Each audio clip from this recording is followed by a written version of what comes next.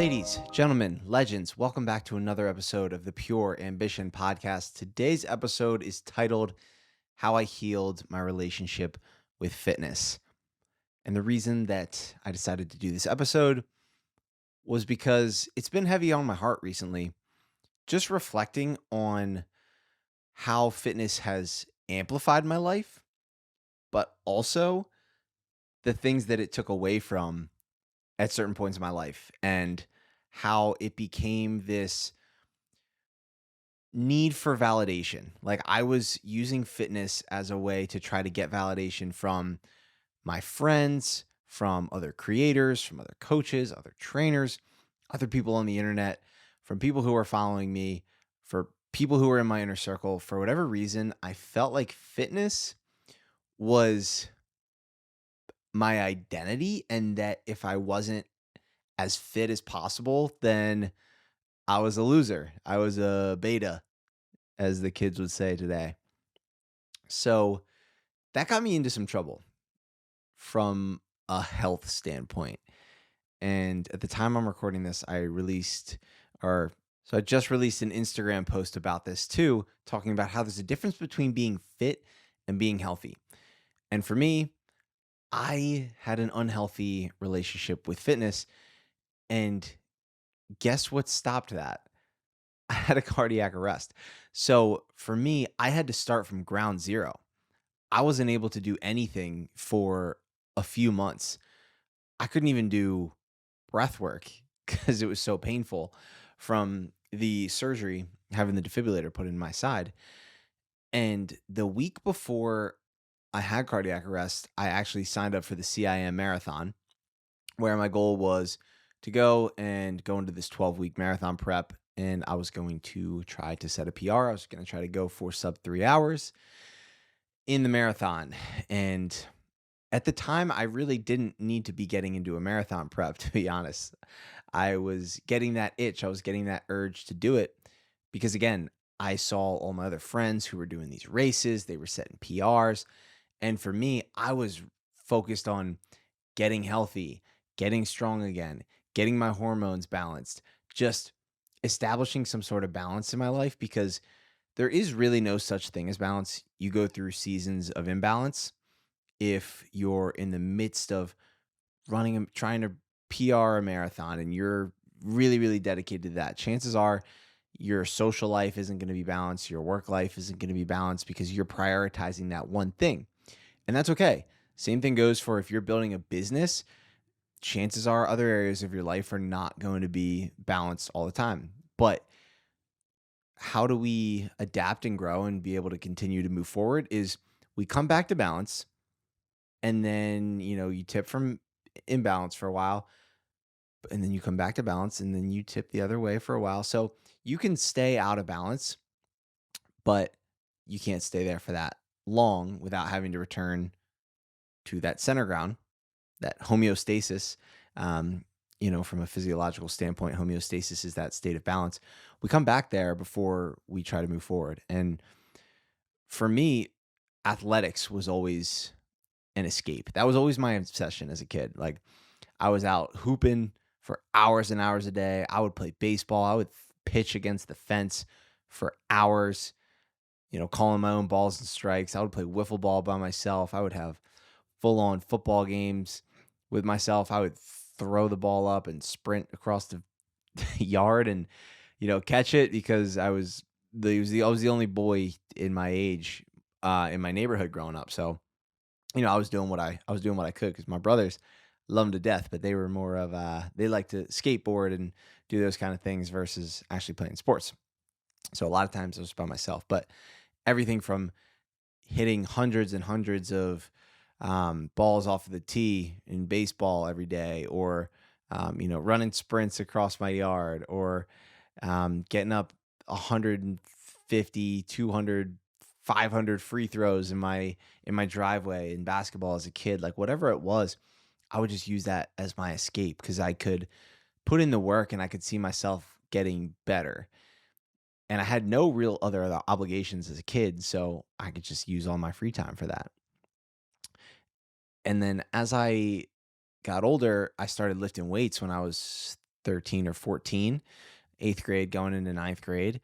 And I just fell in love with seeing my muscles get bigger, getting stronger, and just that feeling of seeing your weights go up each and every week. So I was playing football, and so it was like going into high school, we had the weight chart, and so getting that like validation from coaches. Like I was a pretty strong kid in eighth, ninth grade, and just getting that like, oh, like keep working hard, keep getting in the weight room, keep eating, keep doing all this stuff, and just getting that validation and always wanting that positive feedback kept me going. And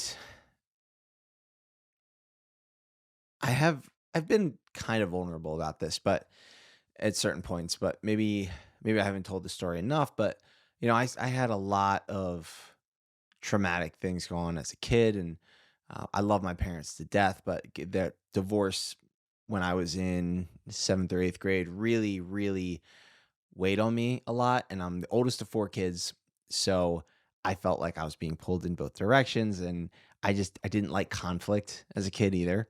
So I would turn to fitness, I would turn to athletics, I would run to the park and do push-ups and pull-ups and sit-ups and squats and anything I or go again play baseball by myself or shoot baskets. Like I did anything that I could to avoid conflict.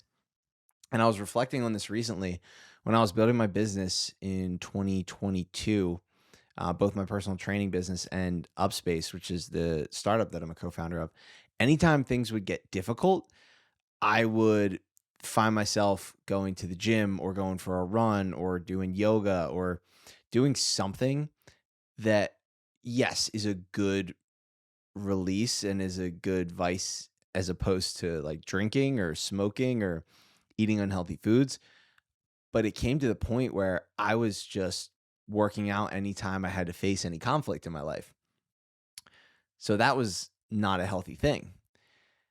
I know I've backtracked a little bit because now we're in 2022, and with that was when I really started to go hard on posting content about fitness. Like I started my content journey with the podcast, and then kind of got into sharing more of my life. I played football in college, so I was doing day in the life vlogs. I was sharing how I was training, how I was eating, how to get recruited, a whole bunch of stuff, which was amazing.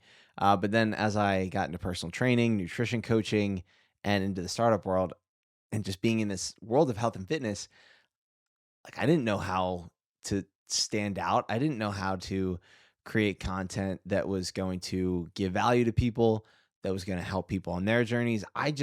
I wanted likes, I wanted comments, I wanted engagement. Like truthfully, I wanted validation from other people in the fitness industry.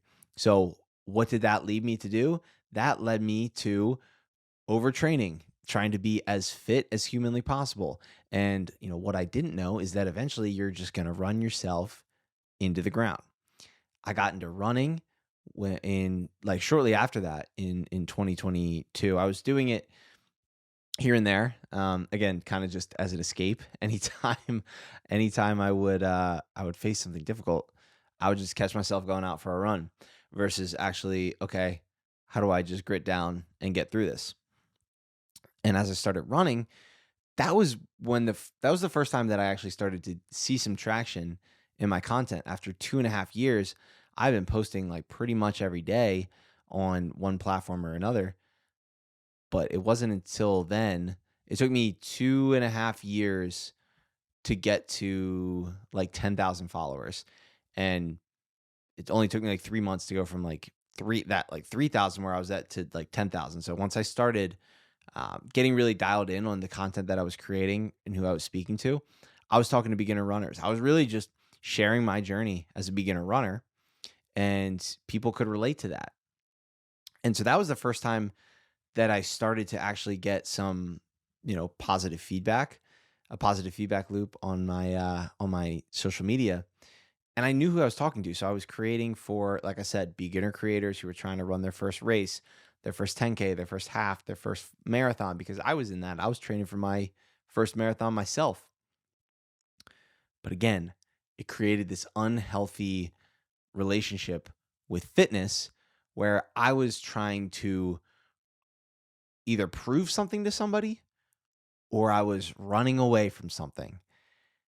And even now, I find myself when things are difficult, my first, like, my innate desire is to just like go for a run or go to the gym, which is good again. But I think it created this unhealthy balance of like I wasn't doing the work I that was going to move the needle forward. And instead, I was just going to the gym for an hour or 2 hours, going for a run, um, and just escaping versus like, okay, what are some other subtle ways that I can get through this? Like even just dropping down and giving 10 push-ups or going for a 10-minute walk. Like it doesn't have to be this grandiose thing of I'm going to go crush myself for hours and hours a day and justify it as work or I'm trying to be fit. It's part of my job. I feel like the most maybe not the most fit, but I feel the most healthy right now and I can feel my fitness getting better and progressing each and every week because I've been so intentional about it. I've set goals for myself. And when you have goals, you have direction. And what I've learned in the fitness industry over the past couple of years is what is the MVD, the minimum viable dose that it's going to take to see the most amount of change.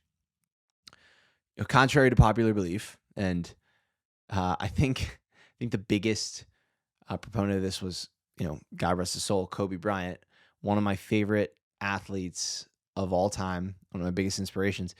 He would train like all day long. He would, 3 hours here, come back, eat 3 hours, take a break, 4 hours. Like he was just training all the time because he was just obsessed with being the best player that he could be.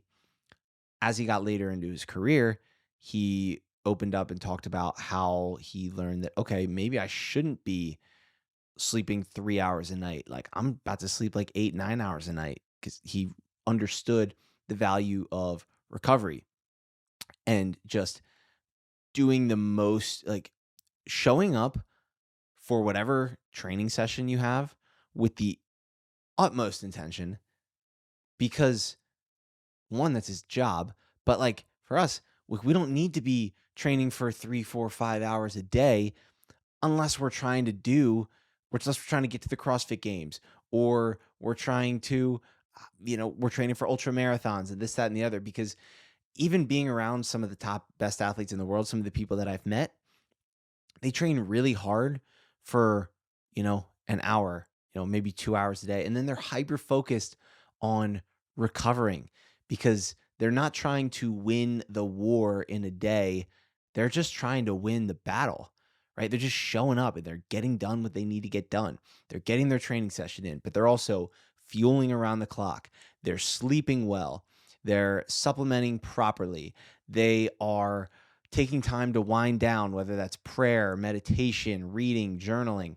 They're taking time to shut their minds off because they know that they got to do it again tomorrow. And for me, it was like I could do these big workouts. I could do a 20-mile run. I could do a CrossFit workout. I could do these super intense things, but I couldn't recover from them. And then I would show up at the gym or I would go for a run the next day and it just it was brutal. Like I was just suffering my way through it. And just because you can do something doesn't mean that it's healthy.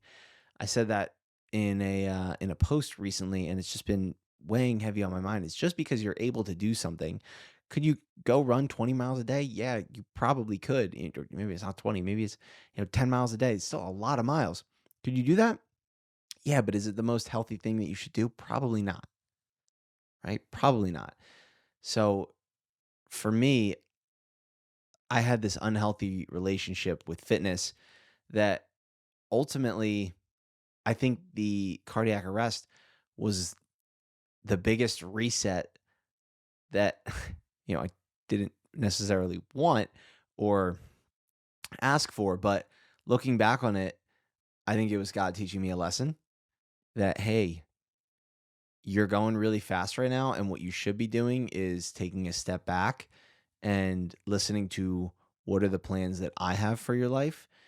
What are the areas of life that you need to be focusing on right now? What is fitness taking away from? Like, fitness should amplify everything in your life, right? Fitness should amplify your business, your relationships, your finances, your quality of life in general, because it should be energizing. It should make you feel more excited. It should make you feel more optimistic. It should give you more vibrance in your life. It shouldn't take away from that. And for me, I was just tired. I was exhausted. I was hungry. I was fatigued. I was mentally groggy. But I kept showing up. I kept working out twice a day because that's what everybody else was doing. And that's what I thought I had to do in order to be validated, for people to consume my content, for people to listen to my podcast or watch my videos or take me seriously.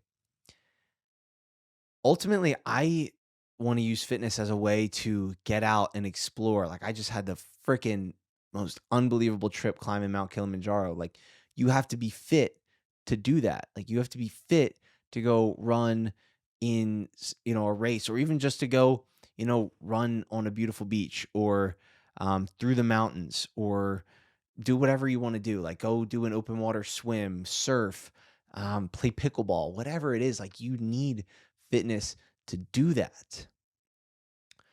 But I had no time to do anything else because, again, I was simultaneously working on several businesses, none of which I was giving the utmost attention to, because all I could think about was that next workout that I had to do, or how I was going to get even fitter. And like, all for what? Like, I'm not a professional athlete. Nobody's out here paying me to do it. Fitness should be something that amplifies your life, not takes away from it. And so, what were the steps that I took to healing my relationship with fitness?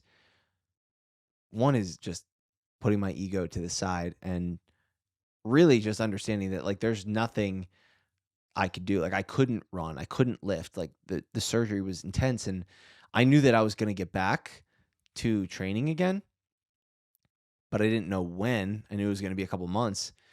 And so I took baby steps, and just accepting the fact that, okay, there's nothing I can do at this point besides try to get better week over week. And for me, that was, okay, walking a little bit more each week. Okay, now I can actually do some stretching. I can do some mobility. After a couple months, okay, I can do a push up. I can do a squat. I can do these things. And it was like, okay, tomorrow I could do 2 squats, 5 squats, 10 squats, 2 push-ups, 5 push-ups, 10 push-ups, whatever else it may be, and just building from the ground up again. And I want to preface this by also saying you don't need to have a catastrophic event like a cardiac arrest to bring you back to center.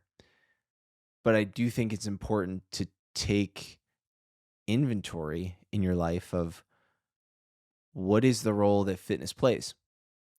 Is it currently taking away from life, business, relationships, finances, whatever else you're interested in?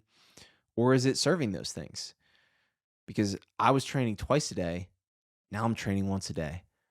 And I have a training plan that I'm following. I'm working with my buddy Coach Bray. And it's one workout per day. And I'll run 3 easy miles on Tuesday and Friday mornings with my run clubs and men's group. But other than that, I'm not doing 2-a-days, because what's the point? Like, if I was training to set a PR, sure, that makes a lot of sense. But if I'm right now trying to just build up my aerobic base again, put on lean muscle, develop strength, feel healthier, sleep better, have the time and energy to work on, businesses, volunteer work, other things that serve me and fill my cup up, So I think first off, you have to get clear on like what your intention is with fitness because everybody should be working out.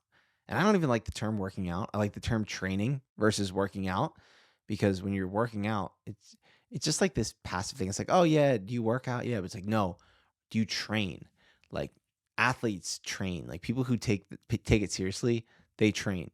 So within your training, like what are you trying to accomplish from a fitness standpoint? Right? Like I haven't really been open about this yet, but I'm about to start training for a High Rocks, and I want to be super fit and healthy for that.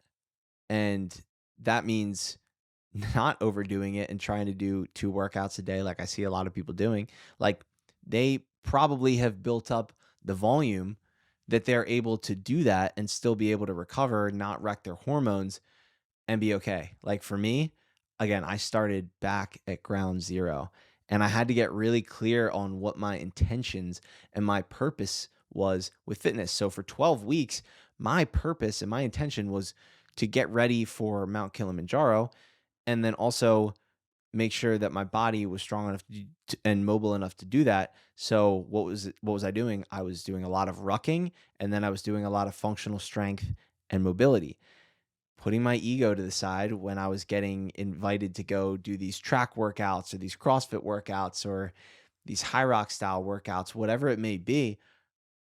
I was focused on what I needed to do from a fitness standpoint for myself.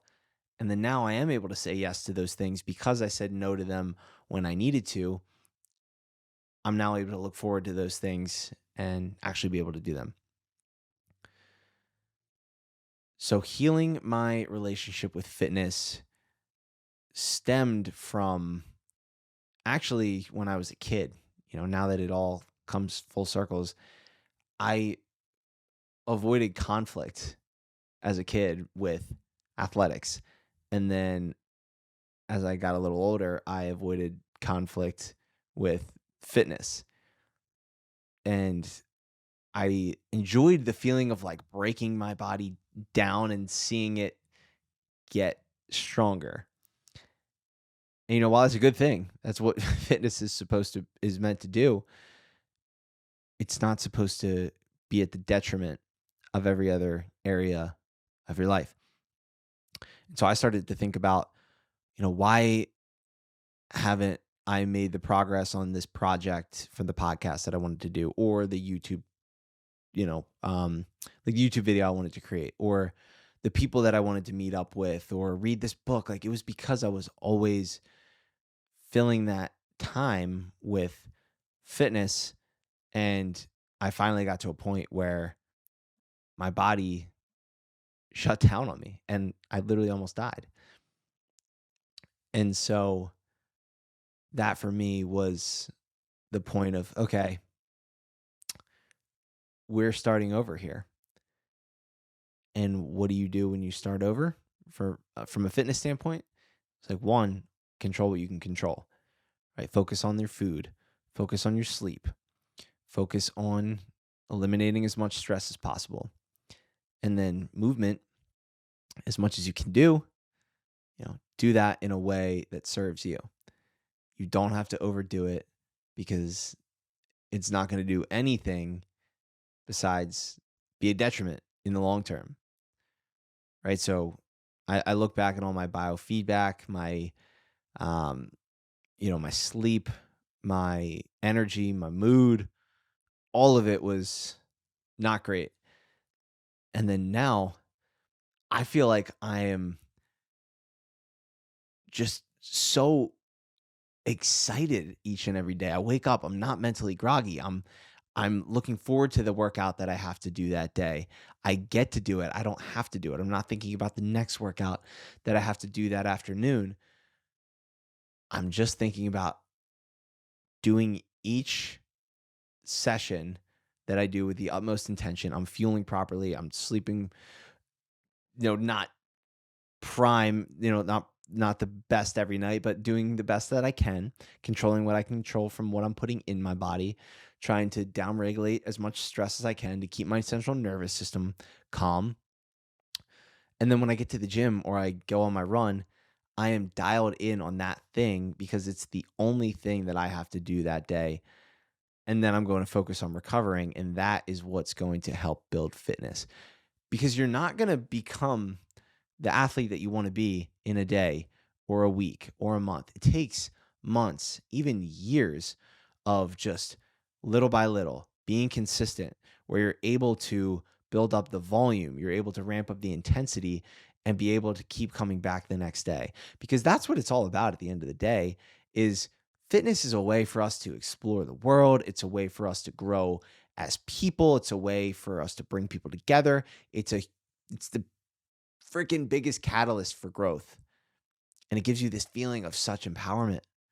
But if you overdo it, it's just a detriment. It's a detriment to your health. It's a detriment to all other areas of your life.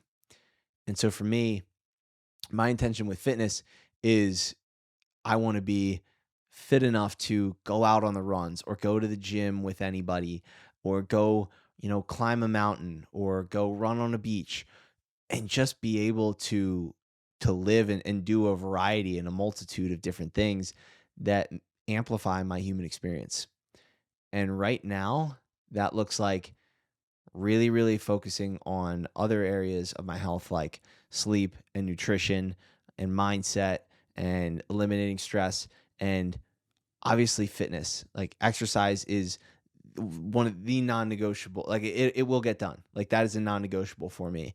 But I'm doing it with more intention now than ever before, and I feel so much better. So if you're like me and you've been at a point where you have had / have an unhealthy relationship with fitness, understand that just because you're able to do something now doesn't mean that you're going to be able to do that forever.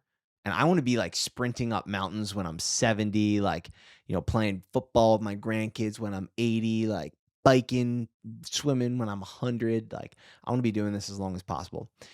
But if I continued on the same path that I was doing, where I had wrecked thyroid levels, low testosterone, high levels of cortisol, elevated liver enzymes, like all these things that are just not great from like a longevity standpoint, I won't be able to do those things. So if you're in a similar boat, I challenge you to write down what your purpose and what your intention is with fitness right now, and kind of just take inventory of yourself and of your life. How is your relationship with other people? Your friends, your family members, your significant other. How is your health of your business? How is just your quality of life in general? And if you feel like fitness is taking away from that, maybe it's time to reassess what your training schedule looks like and your frequency to be able to have the energy, the time to do the things that you want. And again, this is not me saying that you shouldn't go all in on something. If you're trying to go to the CrossFit Games, if you're trying to be a professional athlete, if you're trying to achieve a certain goal, like freaking go for it. Like be out of balance for a bit. But just understand that you shouldn't be there forever. Unless you're trying to be Kobe Bryant, LeBron James, like again, go for it. So there's obviously context needed within this. But for your everyday average Joe like myself, how does fitness serve you, challenge you, help you grow, and help you be a better version of you? It should be a net positive, not a net negative. Whew. All right. That was a rant, but I hope this helped. I know I was a little all over the place throughout that. So if you have any questions, feel free to shoot me a DM, shoot me an email. Happy to discuss this topic with anybody who is interested. And I appreciate you guys as always for tuning in, for watching and supporting. And if you guys have any questions, comments, concerns, any topics that you'd want me to discuss or dive into, please shoot me a DM or send me an email. The best way to do that is on Instagram. You can find my email there, or you can just shoot me a DM. Whew. Love you guys. I'll see you in the next one. Peace. Thank you guys so much for tuning into today's episode. I wanted to give you all a heads up too that I launched a free community on the Upspace app where you can join ask me questions, connect with like-minded individuals, follow my 4-week running and strength training program that has some dedicated mobility sessions in there as well, so that we can all optimize our health and fitness together. So if you're interested, head over to the App Store, download the Upspace app, and join the Pure Ambition community today. Love you guys, and I'll see you in the next one. Peace.